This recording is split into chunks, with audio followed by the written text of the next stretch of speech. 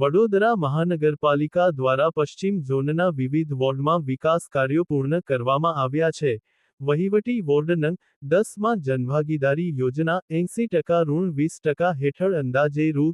40 લાખના ખર્ચે જલારામનગર, ગોત્રી અને ગુજરાત ટ્રેક્ટર તાંદલજા વિસ્તારમાં 22 આંતરિકાર સી રોડ તથા પેવર બ્લોકની કામગીરી હાથ ધરાઈ છે. સુંદર સોસાયટીમાં રહીશો દ્વારા પાણી અને ડ્રેનેજ કનેક્શન સ્વખર્ચે બદલાયા છે, જેના કારણે પરિવહન સુગમ અને સુરક્ષિત બનશે. વોર્ડ નં. 11ના ઠાથીભાઈનગર વિસ્તારમાં સ્વર્ણિમ ગ્રાન્ટ 2025થી 26 હેઠળ રૂ.